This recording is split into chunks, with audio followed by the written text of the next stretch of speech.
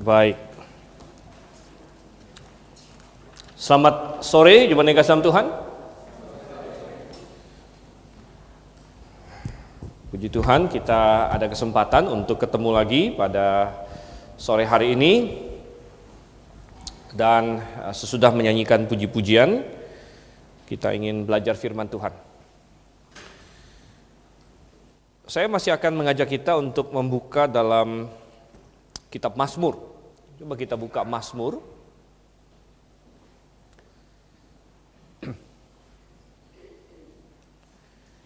Jadi bulan lalu kalau saya tidak salah, saya ada mengajak kita untuk belajar dari Mazmur pasal yang pertama. Dan rencananya kita akan membahas kitab Mazmur, bukan semuanya. Tidak semua Mazmur akan kita pelajari, tapi kita akan mempelajari Mazmur-Mazmur yang terpilih gitu ya. Beberapa Mazmur kita akan pelajari dalam kitab Mazmur ini, dan hari ini kita akan belajar Mazmur pasal yang kedua. Oke, kita akan lihat Mazmur pasal 2 ini. Dan ada 12 ayat, saya akan ajak kita untuk bacakan bersama-sama silih berganti. Saya akan mulai ayat 1, jemaat sekalian ayat 2, demikian sampai dengan ayat yang ke-12. Demikian firman Tuhan. Mengapa rusuh bangsa-bangsa? Mengapa suku-suku bangsa mereka-reka perkara yang sia-sia?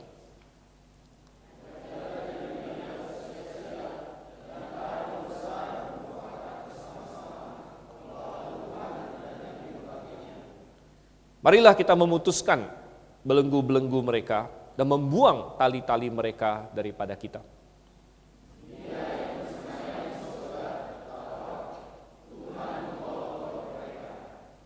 Maka berkatalah ia kepada mereka dalam murkanya dan mengejutkan mereka dalam kehangatan amarahnya.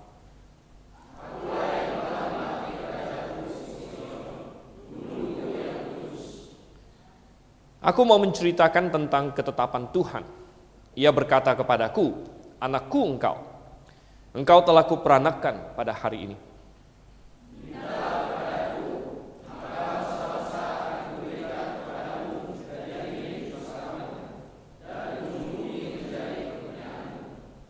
Engkau akan meremukkan mereka dengan gada besi, memecahkan mereka seperti tembikar tukang periuk.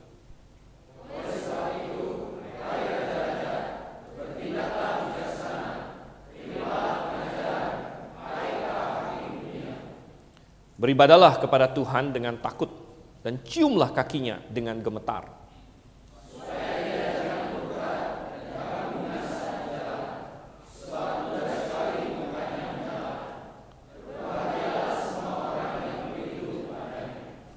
Mari kita bersatu dalam doa. Bapa di surga, kami mengucap syukur Tuhan untuk kasih setiamu kepada kami. Dan Tuhan, firman-Mu yang tercatat ini berisikan kebenaran, berisikan instruksi, berisikan nubuat, berisikan pengharapan bagi kami, dan kiranya Engkau yang menolong, Roh Kudus-Mu yang mencelikkan, menerangi hati kami sehingga kami mendapatkan apa yang Engkau ingin sampaikan kepada kami itu. Pimpin kami Tuhan, jemaat-Mu di tempat ini, kami berdoa dalam nama Yesus Kristus. Amin. Oke, baik. Di pasal 1, Mazmur pasal 1, Mazmur pembukaan, itu sangat indah sekali. Karena kitab Mazmur adalah kitab yang sangat indah. Kitab Mazmur adalah kitab paling panjang dalam Alkitab, 150 pasal.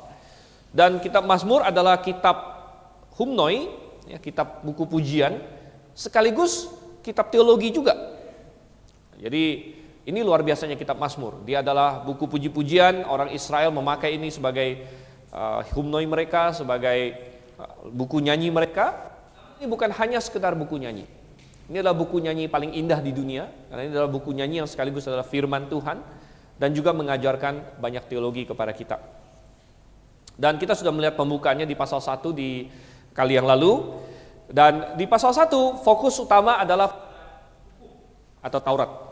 Di Mazmur pasal 1, seperti tadi kita bicarakan, fokusnya ada di ayat yang kedua, di mana dikatakan, tapi yang kesukaannya ialah Taurat Tuhan. Kesukaan orang itu adalah Taurat Tuhan. Dia membicarakan mengenai orang yang diberkati, orang yang akan sukses dalam hidup ini. Kesukaannya ialah Taurat Tuhan, jadi fokus pada Taurat Tuhan. Tapi di pasal 2, kita akan melihat bagaimana ada suatu fokus kepada nubuat Tuhan, program Tuhan, rencana Tuhan. Nah, supaya kita bisa memahami Mazmur pasal 2 ini dengan baik, kita perlu memahami bahwa ada 4 sudut pandang. Ada 4 pribadi yang berbicara, atau 4 pribadi yang kita akan melihat sudut pandang mereka secara bergiliran satu dengan yang lainnya. Nah, siapa pribadi yang berbicara ini, atau 4 pribadi yang kita akan perhatikan sudut pandangnya satu persatu. Yang pertama, dari ayat 1 sampai ayat 3, ini adalah sudut pandang manusia, atau lebih tepatnya sudut pandang Daud sebagai perwakilan manusia. Memang Mazmur pasal 2 itu tidak dikatakan penulisnya siapa. Tapi dari pasal 1 sampai 41 dalam kitab Mazmur itu disebut jilid pertama. Dan dalam pasal 1 sampai 41, di mana ada muncul nama selalu adalah Daud penulisnya. Misalnya di pasal 3 Daud, pasal 4 Daud, pokoknya semua di jilid pertama itu Daud penulisnya kalau ada disebut penulis. Sehingga kita bisa mengambil kesimpulan yang tepat bahwa jilid 1 yaitu pasal 1 sampai 41 sebenarnya semuanya ditulis oleh Daud. Semua ditulis oleh Daud. Sepertinya orang yang dipimpin Tuhan untuk membuat kitab Mazmur ini atau istilahnya mengeditnya, ya, karena penulis ini macam-macam, ada Musa, ada Daud, ada Korah, ada Asaf dan lain sebagainya. Dan belakangan ada orang, kita tidak tahu siapa, yang dituntun Tuhan untuk menjadikannya satu bundel, yaitu kitab Mazmur. Dan sepertinya orang ini membuat jilid 1 itu sebagai koleksi Mazmurnya Daud. Jadi walaupun pasal 2 di sini tidak dimulai dengan Mazmur Daud dan lain sebagainya, kita bisa berasumsi bahwa ini adalah Daud yang tulis. Dan sangat signifikan bahwa Daud adalah pribadi yang menerima janji Tuhan tentang kerajaan. Tuhan berjanji kepada Daud, aku akan mengokohkan kerajaanmu, dan anakmu yang akan duduk di atas tahtamu, dialah yang akan memerintah sampai selama-lamanya, dan lain sebagainya. Tuhan memberikan janji tentang pemerintahan tentang kerajaan kepada Daud. Namun kita melihat di sini dari ayat 1 sampai ayat 3, Daud melihat melalui nubuat. Kita tahu Daud adalah seorang nabi. Dia bernubuat tentang Yesus Kristus, dia bernubuat tentang banyak hal. Dan di sini Daud sebagai orang yang menerima janji kerajaan, dia melihat di dalam lorong waktu, di dalam lorong nubuat, dia melihat tentang kerajaan-kerajaan yang memberontak kepada Tuhan. Dia melihat tentang bangsa-bangsa yang ingin melepaskan tali-tali Tuhan, ingin melawan Tuhan. Sehingga dia bertanya, mengapa? Jadi ini adalah perspektif manusia, ini adalah perspektif Daud. Dia melihat dunia di sekeliling, mengapa? Mengapa bangsa-bangsa katanya rusuh? Mengapa rusuh bangsa-bangsa? Mengapa suku-suku bangsa mereka-reka perkara yang sia-sia? Ini adalah pemberontakan manusia. Dan saya memberikan judul khotbah saya hari ini adalah pemberontakan dan pemerintahan. Pemberontakan dan pemerintahan. Kita melihat ada pemberontakan di sini. Yang menarik adalah kata mereka-reka di situ. Dalam bahasa Ibraninya di ayat 1 dikatakan mengapa suku-suku bangsa mereka-reka perkara yang sia-sia. Dalam KJV diterjemahkan imagine. Why do the nations imagine a vain thing? Dan kata mereka-reka di situ dari kata Ibrani hagah, itu adalah kata yang persis sama dengan yang di Mazmur 1 ayat 2. Apa Mazmur 1 ayat 2? Tetapi yang kesukaannya ialah Taurat Tuhan, dan yang merenungkan, kata merenungkan di situ sama, hagah. Bahwa orang yang benar, dia merenungkan firman Tuhan. Tetapi orang yang memberontak kepada Tuhan, dia hagah, dia merenungkan, dia mereka-reka perkara yang sia-sia. Dan ini menunjukkan kepada kita bahwa Tuhan menciptakan manusia dengan kapabilitas yang berbeda dari binatang. Kadang-kadang ada orang bertanya, apa beda manusia dengan binatang? Secara pribadi, manusia punya intelek, binatang juga punya intelek. Memang sih intelek binatang jauh di bawah manusia, tapi sama-sama punya intelek. Bahkan ada monyet atau lumba-lumba atau apa yang bisa diajar tambah-tambahan kali-kalian. Kadang-kadang ada yang lebih bagus dari manusia bahkan. Dia punya intelek. Apakah binatang punya perasaan? Jelas binatang punya perasaan. Kalau Anda belum pernah menatap seekor anak anjing dengan matanya yang ini, Anda belum tahu bahwa binatang itu punya perasaan. Tapi kalau Anda sudah melihat anak anjing, matanya melihat Anda, ya tadi Anda mau marah nggak jadi marah juga. Binatang punya perasaan. Apakah binatang punya kehendak? Jelas binatang punya kehendak. Dia bisa milih untuk lari sana sini. Kamu kasih dia pilihan dua makanan, dia bisa pilih salah satu yang dia lebih suka. Jadi binatang punya kehendak. Jadi kalau binatang punya intelijensi, walaupun kurang dari manusia, binatang punya perasaan, binatang punya kehendak, apa bedanya binatang dengan manusia? Salah satu perbedaan krusial antara binatang dengan manusia adalah kemampuan moral. Kemampuan moral. Binatang tidak membuat keputusan secara moral. Binatang membuat keputusan secara insting. Binatang tidak mempertimbangkan ini benar atau salah. Binatang tidak mempertimbangkan itu. Tapi manusia diciptakan Tuhan dengan kemampuan moral, karena manusia diciptakan menurut gambar dan rupa Tuhan. Sehingga manusia ini mampu untuk berinteraksi dengan Tuhan. Tapi manusia memiliki pilihan. Dengan kata kerja yang sama, yaitu hagah ini tadi, manusia bisa merenungkan firman Tuhan, mau menerapkannya, mau mendekat kepada Tuhan. Namun dengan kata kerja yang sama, hagah, manusia bisa mereka-reka perkara yang sia-sia. Manusia bisa memakai akal budinya untuk merenungkan firman Tuhan dan menyukainya, atau dia bisa merenungkan bagaimana saya mau melawan Tuhan, bagaimana saya mau menentang Tuhan, dengan kemampuan yang sama yang Tuhan berikan. Manusia bisa pakai untuk dua hal yang berbeda itu. Tapi coba kita lihat pemberontakan mereka, digambarkan dalam ayat 1-3 di sini. Ada beberapa hal yang bisa kita observasi. Pertama, bahwa pemberontakan ini bersifat universal. Semua manusia akan memberontak melawan Tuhan. Makanya di ayat 1 dikatakan bangsa-bangsa, plural, suku-suku bangsa. Jadi pemberontakan ini bersifat menyeluruh, global. Ya, semua ikut di dalamnya.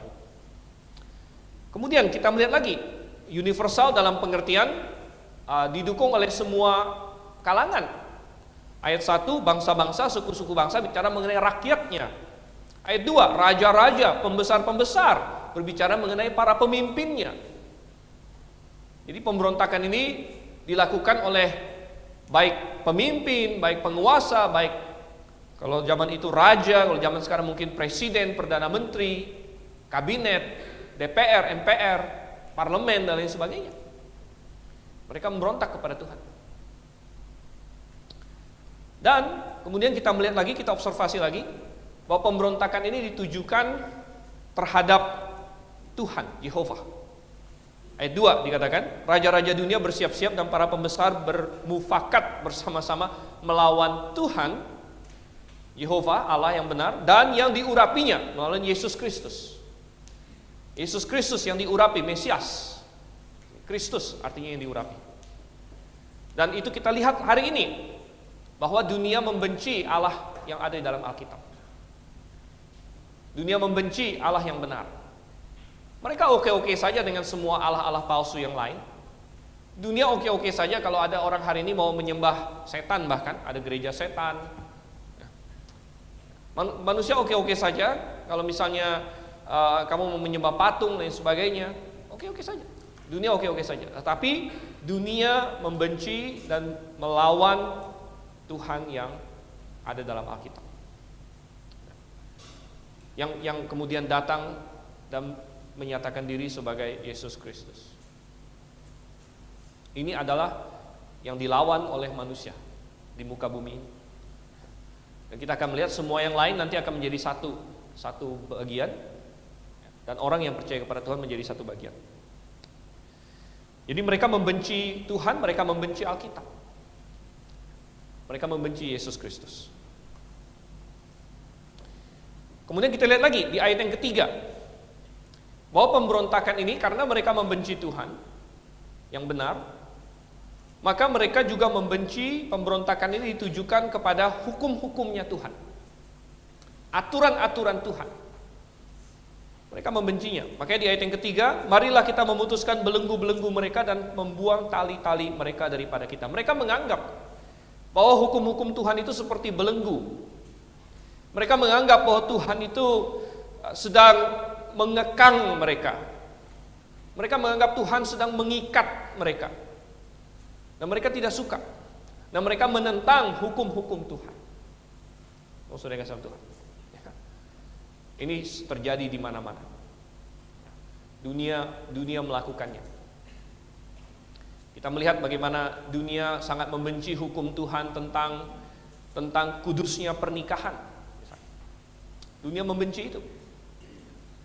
Di mana Tuhan sudah membuat aturan bagaimana tentang kudusnya pernikahan, sakralnya hubungan suami istri. Bahwa di dalam suami istri inilah keintiman Tuhan desain sebagai sesuatu yang indah.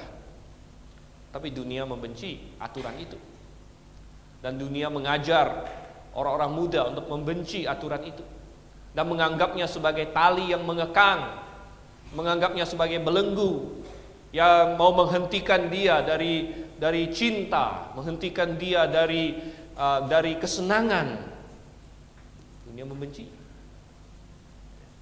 Sehingga di mana-mana didorong konsep tentang cinta yang bebas dan lain sebagainya, yang menentang hukum Tuhan. Mereka berkata, kami tidak mau diatur oleh Tuhan. Yang penting suka sama suka. Mereka membenci hukum Tuhan tentang nilai kehidupan. Nilai kehidupan. Bahwa Tuhan menciptakan manusia sesuai dengan gambar dan rupanya. Dan itu sudah dimulai dari dalam kandungan. Bahwa dalam Mazmur 139 dikatakan bahwa dahsyat kejadianku. Bahwa Tuhan menenun kita dalam kandungan ibu kita. Tapi mereka berkata tidak. Itu bukan manusia, itu baru fetus katanya. Itu baru embrio, itu boleh digugurkan. Mereka tidak menjunjung hukum Tuhan mengenai kudusnya kehidupan. Tadi di BKDJM kita bicara mengenai eutanasia, kudusnya kehidupan, bahwa kita tidak, orang mau bunuh diri, ya udah kita bantu bunuh diri. Sekarang ada banyak negara, terutama di Eropa. Salah satu yang sudah paling maju dalam hal ini, maju dalam tanda kutip ya, sebenarnya mundur, adalah Belanda. Di Belanda sekarang siapapun kalau mau bunuh diri boleh. Tinggal pergi ke dokter bilang saya mau mati, tolong matikan saya. Jadi eutanasia sudah diperbolehkan di mana-mana dan lain sebagainya. Dan mereka berkata, oh tidak, kita mau melawan. Makin parah dan makin parah. Salah satu yang paling mencolok lagi adalah mereka melanggar hukum Tuhan mengenai bagaimana Tuhan menciptakan laki-laki dan perempuan yang berbeda secara fisik, berbeda perannya. Tuhan berikan tempat masing-masing, Tuhan berikan kemuliaan masing-masing.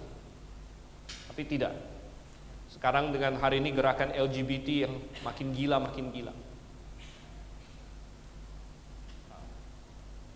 Mereka ingin memutar balik. Laki-laki bisa menjadi perempuan. Perempuan bisa menjadi laki-laki. Sangat gila sekali. Dan mereka mencoba melawan Tuhan dengan bermufakat. Tadi kita lihat di ayat yang kedua. Para pembesar bermufakat bersama-sama. Bagaimana cara mereka bermufakat melawan Tuhan? Mereka bermufakat dengan mereka bikin undang-undang di parlemen. undang-undang di DPR mereka, di MPR mereka, hukum-hukum yang menentang Tuhan.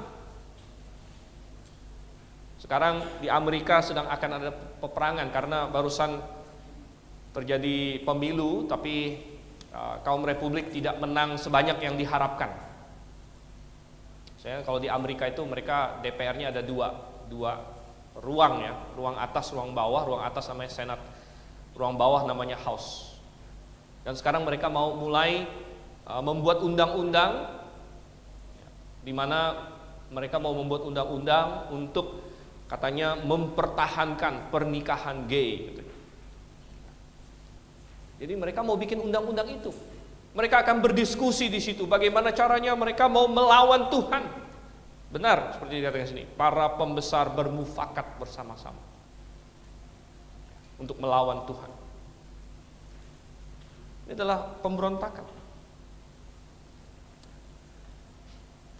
Mereka tidak suka dengan hukum Tuhan, bahwa hanya ada satu jalan keselamatan. Tuhan sudah menentukan, Kisah Rasul 4 ayat 12, di bawah kolong langit ini tidak ada nama lain yang diberikan kepada manusia, yang olehnya manusia bisa diselamatkan, selain nama Yesus Kristus. Dan mereka berkata, oh kami tidak mau, harus yang lain juga bisa. Mereka mau memberontak. Tapi saudara yang kasih Tuhan, pertanyaannya adalah bagaimana dengan kita? Jangan sampai kita yang disebut sebagai umat Tuhan, kita yang dikenal sebagai orang Kristen pengikut Tuhan, kita terseret-seret di dalam pemberontakan mereka. Kita ikut-ikutan dalam pemberontakan mereka. Kita menjadi simpati dengan pemberontakan mereka. Jangan sampai. Malah kita ikut menyumbang dalam pemberontakan itu. Contohnya LGBT, saya katakan. LGBT itu, kenapa hari ini bisa begitu ganas? Itu buah karena banyak sekali gereja-gereja Kristen yang sudah menyerah di tahap yang jauh lebih awal. Kalau misalnya LGBT sekarang, mereka ingin menyamakan tubuh perempuan dengan tubuh laki-laki bisa digonta-ganti. Karena sudah ada teknik bedah. Kalau perempuan mau jadi laki, tinggal dibuang yang dadanya. Laki-laki mau jadi perempuan, dibuang yang di selangkangannya. Wah, repot juga, saudara. Jadi mereka bilang apa? Ini biar bisa berubah begitu, karena sama katanya. Tapi saudara yang kasih Tuhan, kegilaan ini sudah dimulai ketika berpuluh-puluh tahun sebelumnya. Bahkan gereja-gereja pun sudah menyerah dan berkata bahwa peran laki-laki dan perempuan sama. Jadi dimulai dari menyerah soal peran dan berlanjut sekarang fisik pun sudah ditolak. Fisik pun mereka menyangkal realita biologi. Tapi itu sudah dimulai dari banyak puluh tahun yang lalu. Ketika orang Kristen sekalipun sudah menyerah dalam hal berkata, oh ya udahlah kalau gitu laki-laki dan perempuan perannya sama. Jadi istri mau jadi kepala keluarga silakan. Kemudian di dalam gereja tidak ada lagi perbedaan peran antara laki-laki dan perempuan. Dan mereka menyerah karena mereka menyerah kepada tekanan dunia yang mau memberontak kepada Tuhan. Nah sekarang dunia itu, iblis itu, istilahnya kalau kita kasih sedikit dia mau lebih pasti. Kita menyerah dalam satu hal ini, dia mau caplok satu lagi. Dia maju ke satu langkah lagi, dia berkata, oke, kamu sudah percaya laki-laki dan perempuan perannya sama, sekarang kita maju satu langkah, laki-laki dan perempuan fisiknya sama juga. Kalau kamu nggak mau, kita tekan lagi. Kita tekan lagi sampai kamu menyerah dalam hal ini. Nanti kalau kamu udah menyerah hal ini, kita caplok lagi langkah selanjutnya. Di Qatar sekarang nanti malam ada World Cup. Ada World Cup ya. Saya harap Anda tidak terlalu gila nonton juga karena sangat malam. Apalagi yang ada kelas saya besok gitu kan. sampai nanti besok ini kuis Ibraninya susah gitu ya. Sekarang banyak negara-negara barat protes Qatar. Kenapa protes Qatar? Karena Qatar melarang pas World Cup itu minum alkohol dan melarang yang gay pegang-pegang tangan. Kita bilang, jadi mereka banyak yang protes Qatar. Nah, kita bilang Qatar memang banyak yang bisa diprotes. Tetapi dalam hal ini sebenarnya inilah bentuk pemberontakan dunia. Bentuk pemberontakan dunia. Sampai-sampai ada teman saya di Inggris berkata, jadi kadang-kadang lebih enak tinggal di negara Muslim katanya. Karena kami di sini tetangganya gay. Lihat kanan yang begini, yang tinggal kumpul kebo, sebelah kanan yang kumpul kebo, sebelah kiri yang gay katanya. Entah yang sebelah mana lagi apa. Jadi mereka bingung semuanya. Oh, saya bilang masing-masing ada tantangannya. Kalau di sini nanti lihat sebelah kanan yang dua, yang ini, yang tiga, yang itu, yang empat, gitu ya. Tantangannya beda lagi. Gitu ya. Sama-sama menentang hukum Tuhan,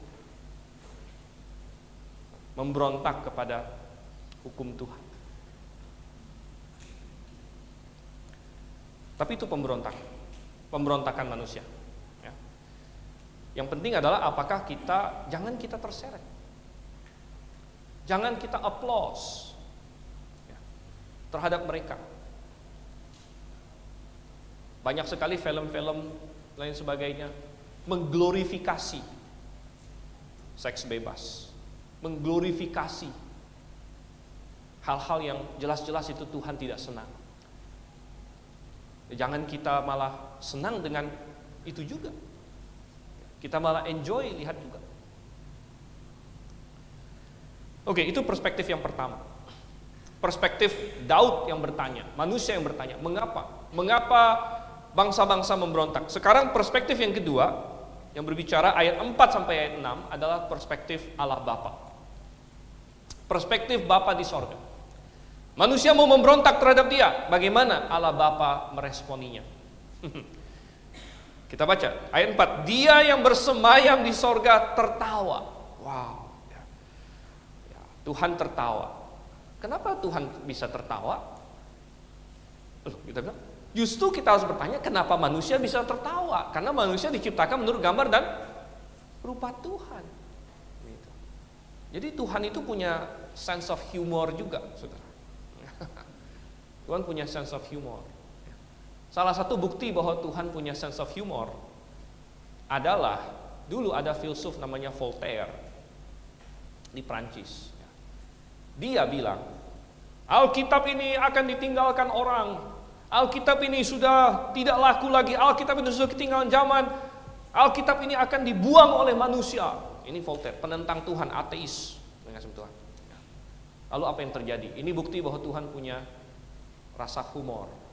Si filsuf ini mati, kemudian rumahnya dibeli oleh lembaga percetakan Alkitab, saudara. Ya.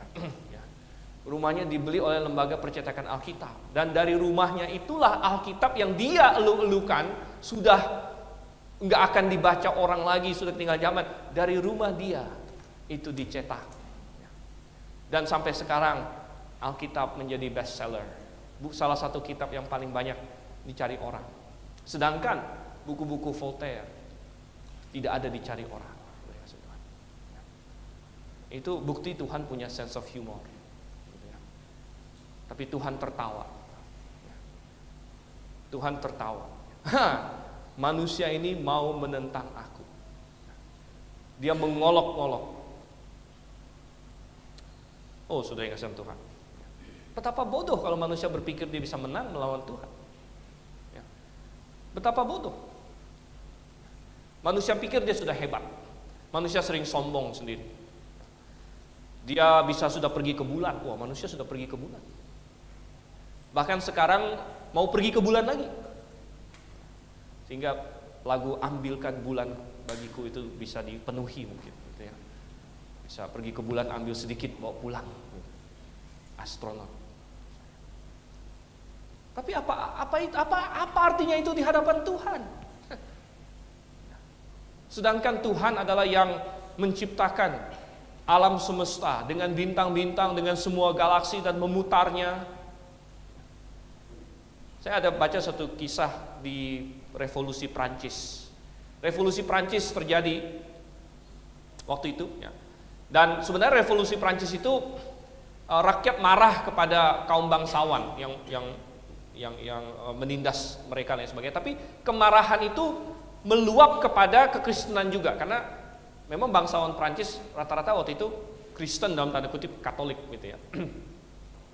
Jadi mereka marah, kaum rakyat marah ya. Jadi akhirnya sebagian dari mereka melampiaskan amarahnya itu bukan hanya kepada kaum bangsawan, tapi kepada Tuhan, kepada kekristenan di dalam revolusi Prancis.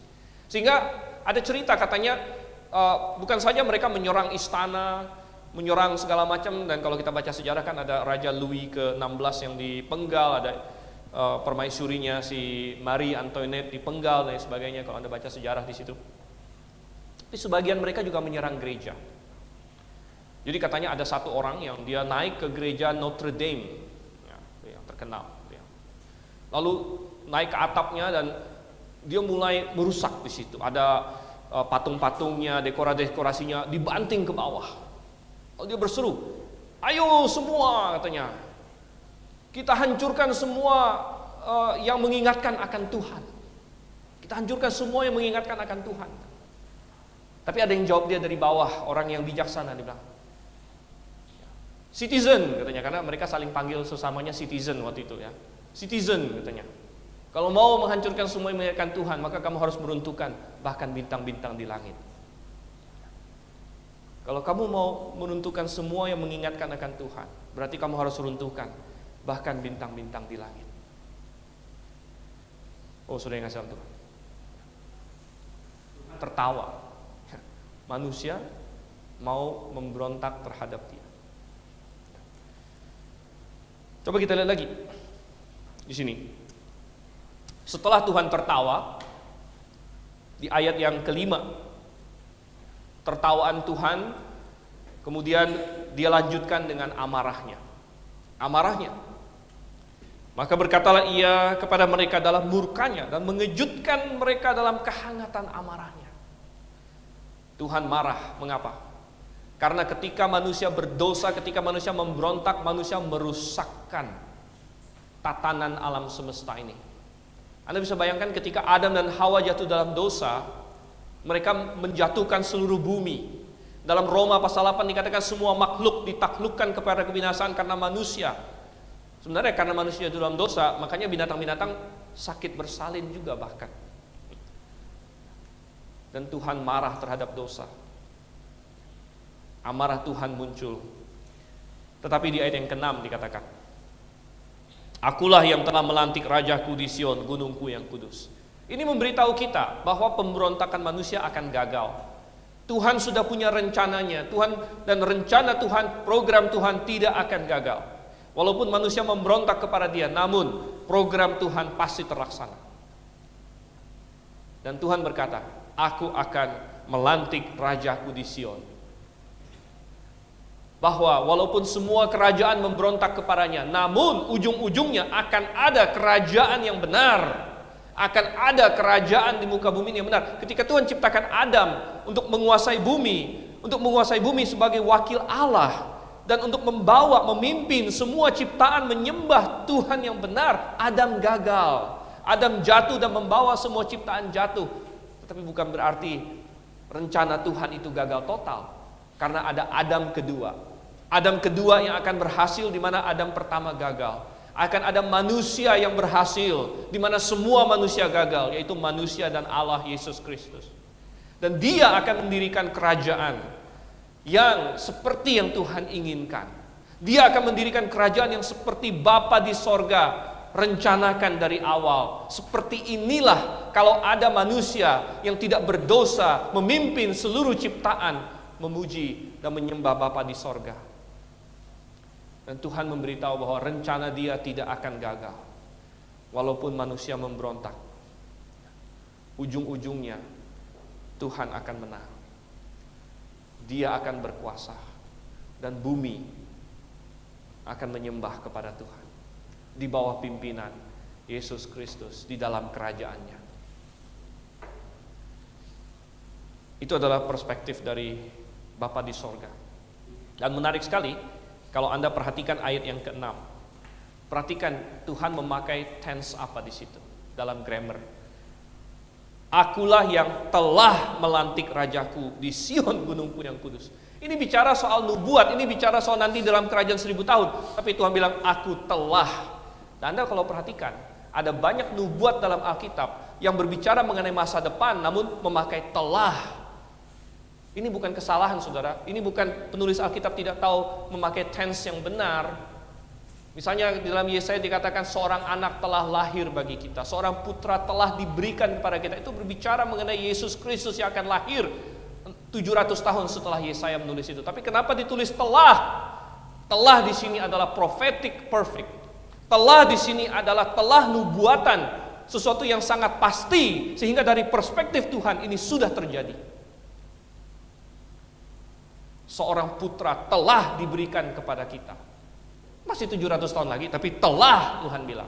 Telah, karena ini sudah pasti. Aku telah melantik rajaku di Sion, Tuhan bilang. Karena dia tidak mungkin gagal. Sekarang kita lihat perspektif yang ketiga. Perspektif yang ketiga ada dari ayat 7 sampai dengan ayat 9. Ini adalah perspektif Allah Putra. Ini adalah perspektif Yesus Kristus. Nah, kita akan bingung, Anda akan bingung membaca perikop ini kalau Anda tidak tahu ini lagi siapa yang ngomong. Ini perspektif siapa. Tapi ayat 7 sampai ayat 9 ini adalah Tuhan Yesus. Nah, Tuhan Yesus, aku mau menceritakan tentang ketetapan Tuhan. Siapa aku di situ? Aku adalah Yesus Kristus. Jadi ini berpindah dari Allah Bapa. Sekarang yang berbicara adalah Yesus Kristus. Aku mau menceritakan tentang ketetapan Tuhan, ketetapan Bapaknya. Ia berkata kepadaku, Bapa berkata kepada Putra. Kemudian apa yang Bapa katakan kepada Putra? Anakku engkau telah kuperanakan pada hari ini. Mintalah kepadaku, maka bangsa-bangsa akan kuberikan kepadamu menjadi milik pusakamu, dan ujung bumi menjadi kepunyaanmu. Engkau akan meremukkan, engkau jadi Yesus Kristus ini ya. Engkau akan meremukkan mereka dengan gada besi, memecahkan mereka seperti tembikar tukang pering. Oh, sudah ingat sama Tuhan? Perspektif dari Yesus Kristus di sini. Yesus Kristus berbicara bahwa Bapa telah menjanjikan sesuatu kepada dia. Apa saja yang kita pelajari di sini? Ya. Pertama kita melihat statusnya yang luar biasa, status Tuhan yang luar biasa, status Yesus Kristus yang luar biasa. Anakku engkau. Dia adalah anak Allah yang tunggal, yang satu-satunya. Putra Allah yang tunggal. Saya sebenarnya agak sedikit kecewa karena Alkitab Indonesia sudah beberapa puluh tahun lebih memakai kata anak daripada putra. Mestinya lebih kepada putra Allah. Yesus adalah putra Allah. Anak Allah juga nggak salah, tapi anak itu lebih netral. Tapi Yesus bukan putri. Yesus adalah putra. The Son of God. Bukan hanya the child of God. Nah ini bedanya. Kalau dalam bahasa Inggris kita bilang child of God, ini mengacu kepada orang percaya. Kita adalah children of God, child of God. Tetapi kalau Yesus Kristus adalah Son of God, putra Allah. Dan dia adalah putra tunggal dalam pengertian yang unik. Di dalam Yohanes 3:16 dikatakan monogenes. Monogenes, yang the only begotten Son of God. Satu-satunya yang unik ini. Orang percaya disebut anak-anak Allah juga. tapi kita anak yang berbeda kualitasnya dari Yesus Kristus. Kita adalah anak yang diangkat, kita adalah anak yang adopsi, tapi Yesus Kristus adalah anak yang satu esensi dengan Bapaknya. Dia satu esensi, dia adalah Allah juga. Tapi kenapa dikatakan di sini, anakku engkau telah kuperanakan pada hari ini. Ini bukan berkata bahwa Yesus Kristus diciptakan, oh bukan. Pada hari ini engkau telah kuperanakan. Apa maksudnya, saudara yang kasih Tuhan? Yesus Kristus dinyatakan, maksudnya dinyatakan sebagai putra Allah. Dinyatakan sebagai putra Allah kapan? Ada minimal 3. Yesus Kristus dinyatakan putra Allah pada saat dia menjadi daging. Kita kasih istilah, dia dinyatakan putra Allah dalam inkarnasinya. Coba kita buka Ibrani 1 ayat 5-6. Ibrani 1 ayat 5-6.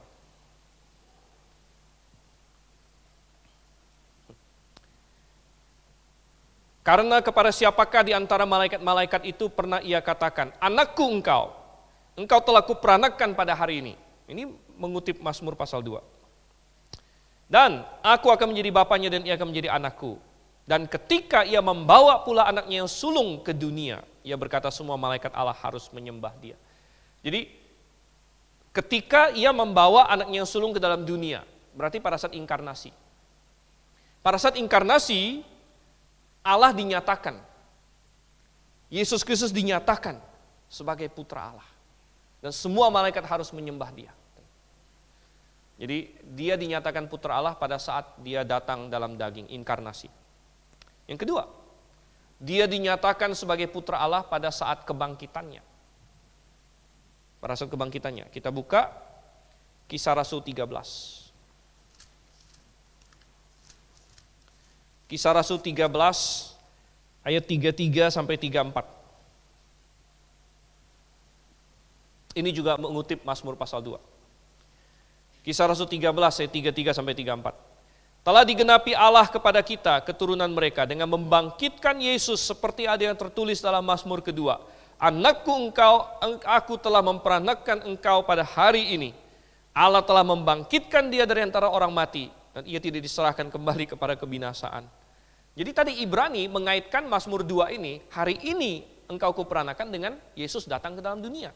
Tapi dalam Kisah Rasul dikaitkan dengan Yesus dibangkitkan. Karena dua-duanya benar. Yesus dinyatakan putra Allah saat dia inkarnasi, Yesus dinyatakan putra Allah saat dia dibangkitkan, dan yang ketiga adalah di aslinya di Mazmur pasal 2-nya. Yaitu Yesus dinyatakan sebagai putra Allah dalam kemuliaan. Jadi dia dinyatakan sebagai putra Allah dalam inkarnasi, dia dinyatakan putra Allah dalam kebangkitan, dia dinyatakan putra Allah dalam kemuliaan, yaitu pada saat nanti dia menjabat sebagai raja di bumi ini dalam kerajaan 1000 tahun. Pada hari ini engkau kuperanakan. Maksudnya dia dinyatakan sebagai putra Allah. Coba kita kembali ke Mazmur pasal 2. Bahwa Yesus akan memerintah di atas dunia ini sangat jelas. Inilah kerajaan yang dijanjikan. Ayat 8, Bapa berkata, mintalah kepadaku maka bangsa-bangsa akan kuberikan kepadamu sebagai milik pusakamu. Tidak heran bahwa Yesus Kristus sama sekali tidak tertarik dengan tawaran iblis. Ada ingat ketika dia dicobai. Iblis memperlihatkan kemuliaan kerajaan dunia dan iblis berkata kepada Tuhan kita, kalau kamu menyembah aku akan berikan semuanya kepadamu. Tapi Tuhan kita tidak mau meminta kepada iblis. Karena iblis juga bukan punya kuasa apa-apa. Kenapa juga? Karena Bapaknya telah berkata, mintalah kepadaku. Dan Kristus akan meminta kepada Bapaknya. Kristus tidak akan meminta kepada iblis. Karena Kristus tidak melakukan kesalahan yang sama dengan Adam dan Hawa. Adam dan Hawa lebih percaya iblis daripada kepada Tuhan. Tetapi Kristus mempercayai Bapaknya. Iblis bilang, minta padaku, akan kuberikan dunia kepadamu. Tuhan kita tahu, iblis kamu tidak punya apa-apa.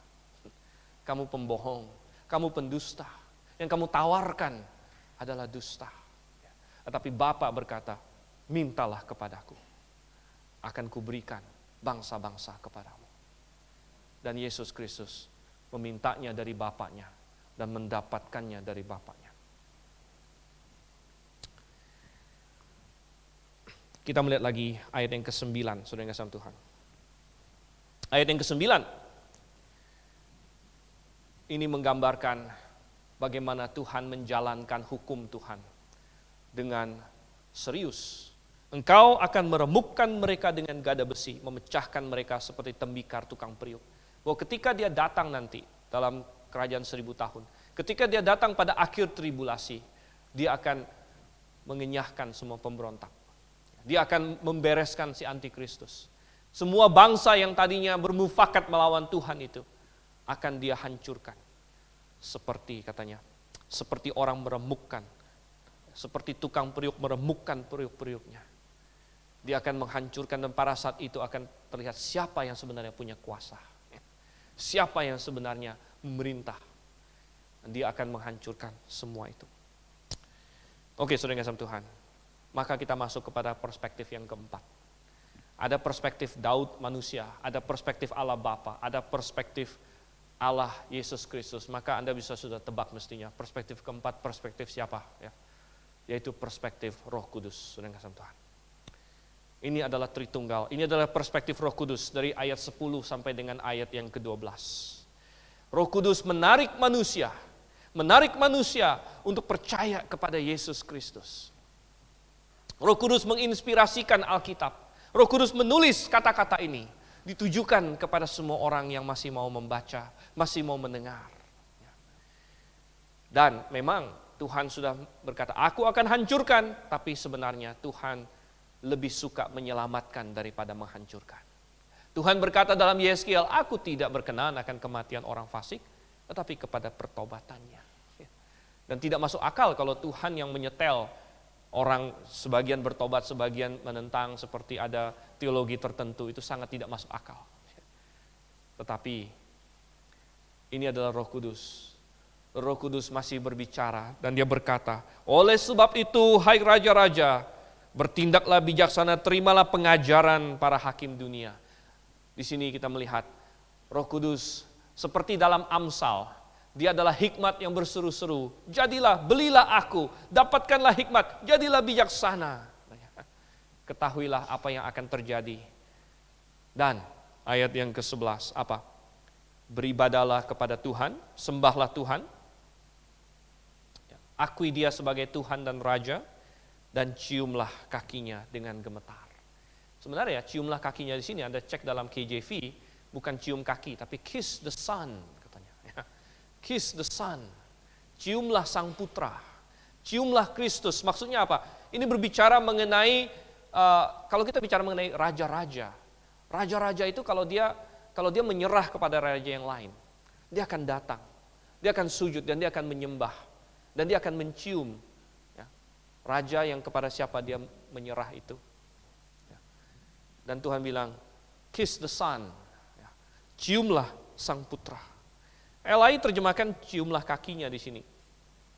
Dan ini lebih mengikuti LXX sebenarnya, mengikuti Septuaginta daripada mengikuti Masoretic Text. Di Masoretic Text dia memakai kata Aramaik yaitu bar. Ya. Dia bukan memakai kata biasa Yunani yaitu ben, yaitu putra, tapi dia memakai bentuk Aramnya yaitu bar. Makanya sebagian orang jadi bingung-bingung. Ya, tapi sebenarnya sama. Mestinya ini adalah putra. Ya, ciumlah Sang Putra. Kiss the Son, percaya kepadanya, mendekat kepadanya, sembahlah dia selama masih ada kesempatan. Karena kalau kesempatan itu berlalu, maka yang tersisa adalah murka. Dan itu ditegaskan di ayat 12. Ayat 12. Injil yang benar bukan hanya menyatakan, oh kamu bisa selamat. Tapi Injil yang benar pasti memberitahu, kalau kamu tidak terima ini, ada murka. Supaya ia jangan murka dan kamu binasa di jalan. Sebab mudah sekali murkanya menyala. Tetapi Tuhan berkata, penghiburan kepada orang yang berlindung padanya, berbahagialah semua orang yang berlindung padanya. Mari kita mengecek diri kita sendiri. Sudahkah saya mengindahkan apa yang Roh Kudus katakan ini? Dan kalau Anda sudah diselamatkan, oh puji syukur. Kalau Anda belum diselamatkan, Anda sedang dalam pemberontakan kepada Tuhan. Kalau Anda sudah diselamatkan, maka kita sudah menjadi anak-anak Allah. Tapi pastikan, jangan sampai di dalam hidup kita ikut memberontak. Kita terseret oleh musuh-musuh Tuhan. Kita mengagumi mereka. Kita terpengaruh oleh mereka. Sehingga ketika mereka memberontak, kita ikut memberontak. Padahal kita mestinya sudah keluarga Tuhan. Kita sudah bagian dari Tuhan. Jangan kita yang ikut memberontak kepada Tuhan. Mari kita berdoa.